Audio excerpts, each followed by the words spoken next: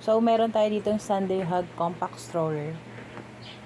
As is to, may issue.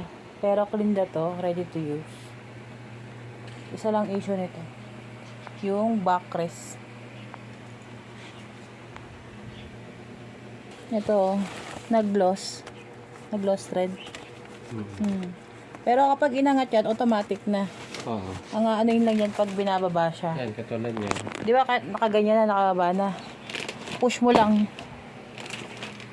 Tapos pag iaangat mo siya, automatic naman siya aangat. Talagang pag ibababa lang. Pero matibay pa rin. Pero matibay yan. Push mo lang. Ganun. Cleaned na yan, ready to use.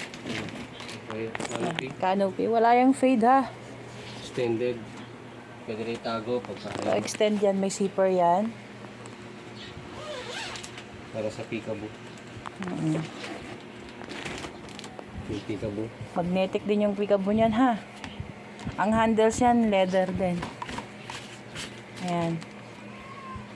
This one, na-open din to pag mainit. De-zipper din yan. So, press ko si baby pag sleeping. Ito, May bag. pocket din. Bag. Ang storage yan sa ilalim, malaki din ha. Magnetic din kapag inopen mo. Ayan. Yung gulong niyan, goods na goods yan ha. No issue sa gulong. This one hanggang 18 kilos. 4 or 5 years old. May T-handle. This is removable. I-open, i-click mo lang to. Mare-remove naman na yan. Yan. Kung ayaw ng bata ng may T-handle. Tapos, saksak lang. Ganun lang. Tapos, pagka ibaba. Leg. Pindutin to. Sa pipindutin. Pinapindut yan. Tapos leg rest niyan, adjustable din. Automatic kapag inangat. Tapos hihilahin dito. Hihilahin mo lang sa ilalim. Ito, tambakal na to. Hilahin mo lang. Goods na yan. Ang safety harness niyan, 5 points din ha. Walang sira dyan sa safety harness. Yun lang talaga kapag ibababa mo yung backrest.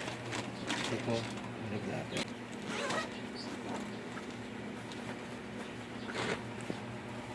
Maganda pa to. Kaya lang yun lang talaga yung backrest. Kaya mura na lang to.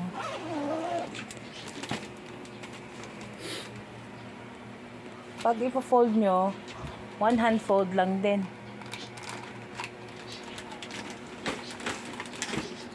Tapos pwede nyo siyang gawing luggage.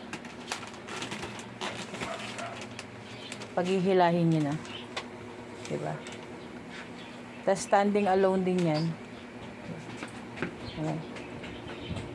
Ganda. Pag i-stock nyo na. Para hindi. Papalitan pa. Hanggang ganyan.